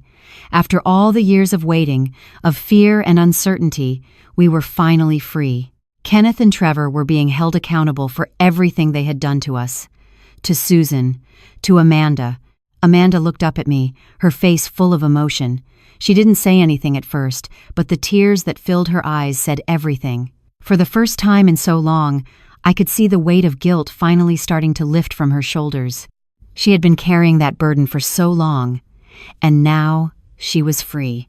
"Thank you," she said softly to Detective Martinez. "Thank you for everything." Detective Martinez gave a small, understanding smile. "It's my job, but I'll tell you this, you're stronger than you realize, both of you." With that, she left us alone in the house once more, the news settling around us like a blanket. We were free, the battle was over. But as I stood there, holding Amanda's hand, I knew this was just the beginning of a new chapter for us. We had come through the storm, but now we had to rebuild, piece by piece. It wouldn't be easy, but we had each other. And with that, I knew we could face anything. The morning after the arrests, the house felt different, lighter, somehow. The heavy silence that once draped itself across every room had lifted, replaced by a quiet hum of peace. For the first time in years, I sipped my coffee without dread tightening my chest. Amanda sat across from me, barefoot, her hands wrapped around a warm mug. We didn't speak much. We didn't need to. The air between us was full of unspoken relief. But healing is never linear. Peace, no matter how welcome, brings its own reckoning. Later that afternoon, Amanda wandered into the study Susan's old reading room. Dust still clung to the edges of the bookshelf, and the curtains hadn't been drawn in months. Amanda ran her fingers over the spines of old cookbooks and gardening manuals, her eyes scanning titles she remembered from her childhood. She turned to me. "Do you think she knew? About how this would end?" I stepped closer, my voice low. "I think she hoped. She trusted us to find the truth, to find each other again." Amanda nodded slowly, then reached up and pulled a thin book from the shelf Susan's journal. The final one. I had only skimmed it before, too afraid to dive into what might be her final thoughts. But Amanda sat down and opened it to the last page. "She wrote this the day before she died," Amanda whispered. "My greatest hope is that the truth doesn't die with me, that Amanda finds her way back to herself, that Thomas knows I never doubted him. That love, real love, still lives here, in this house, even after I'm gone." Amanda's voice cracked, but she kept reading silently, her hand trembling slightly as she flipped through the last few pages. Then she looked up, a tear rolling down her cheek. "She never gave up on me." "No," I said, my voice thick. "She didn't, and neither did I." Amanda stood, clutching the journal to her chest. "Then I think it's time we do something with all of this, the videos, the documents, everything she left behind." I frowned. "What do you mean?" "I mean," she said, voice gaining strength, "we publish it. We tell her story. My story. Our story. We use her words, our testimony, and we show people what happened. How this kind of abuse happens in plain sight, how it can be stopped." I blinked at her, stunned. "Amanda, that's a big step. Are you sure you're ready for that?" She took a breath. "No, but I'm ready to try. If I could survive Trevor, survive myself, I can survive the truth being out there." I couldn't argue with that. So, we started. The next week was a flurry of movement. We contacted a journalist Susan had once trusted, an old college friend named Diane. She agreed to help Amanda shape the story, verify the evidence, and pitch it to reputable outlets. Diane came to the house on a rainy Thursday. She was kind, with a low, deliberate voice and sharp eyes that missed nothing. As Amanda sat across from her, recounting everything, her relationship with Trevor, the forged will, the threats, the manipulation, I watched her transform. Each word she spoke was a piece of the chain breaking free. Diane listened intently, her pen gliding across the notepad. "You understand this will be public? People will read every detail. There will be backlash, even disbelief. Are you ready for that?" Amanda didn't flinch. "I've been disbelieved for years. I've been silent for too long. If even one woman reads this and recognizes herself, if it helps her get out, then it's worth it." Diane nodded, visibly moved. "Then let's tell the world." That night, after Diane left, Amanda sat by the fireplace flipping through old photo albums. I joined her, and we stared at a picture of Susan in the garden, her hands buried in soil, a wide-brimmed hat shielding her smile from the sun. "She loved this place," Amanda said, tracing her mother's image. "I want to bring the garden back, for her, for me." "I'll help you," I said, and I meant it. The next morning, we were out there with gloves, shovels, and a dozen seed packets. The earth was hard and dry in some places, overgrown in others.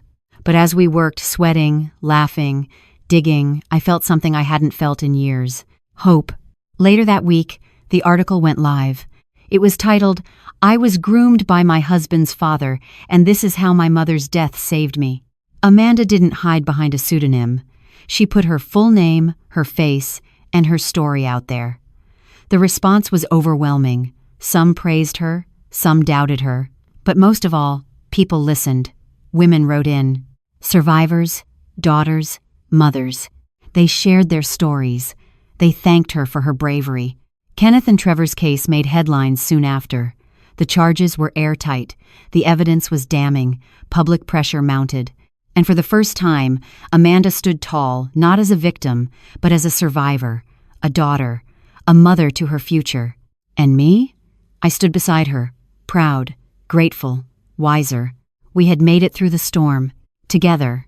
It was a strange kind of calm that followed the storm.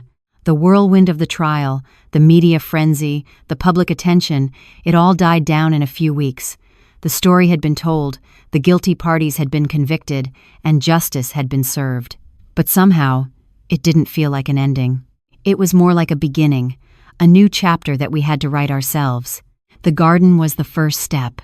Amanda and I worked on it every day, planting new flowers, trimming the overgrown bushes, and taking out the dead plants that had once represented the decay in our lives. We talked little during those hours in the garden, but the silence was comfortable, peaceful. Every time we turned the soil, every time a new flower bloomed, I felt like we were healing together. Amanda began to change, little by little. The girl I had once known, the confident and independent woman who had been overshadowed by Trevor and Kenneth's control, was slowly emerging again. She spoke more, laughed more, and even joked about her old favorite gardening tips that Susan used to share. It was as if a weight had lifted, and she was finally free to breathe again. I could see the light in her eyes that had been dimmed for so long. We didn't rush things. Healing doesn't happen overnight. And although the court case was over, the emotional scars would take time to fade. We both knew that.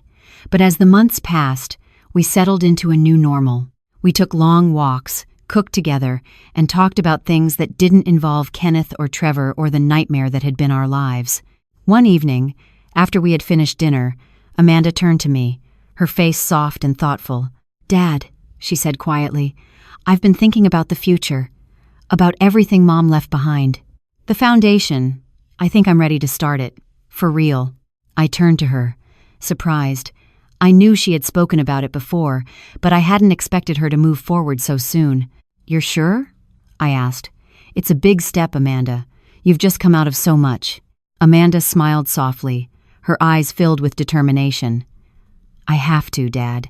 It's what she would have wanted, and I can help others, just like she helped me." We spent the next several weeks meeting with lawyers, financial advisors, and community leaders who could help us set up the foundation. We named it the Susan Gardner Foundation for Financial Abuse Survivors, and its mission was simple: to offer support, legal aid, and resources for people trapped in toxic, controlling relationships, just like Amanda had been. The first official event of the foundation was a quiet dinner in the garden, a small gathering with friends and supporters. Diane, who had helped us with the article, was there, as well as some of the women who had reached out after the story was published. They were survivors, each of them carrying their own scars, but all of them stronger for having survived. As we sat around the table, sharing stories and plans for the future, Amanda's face lit up.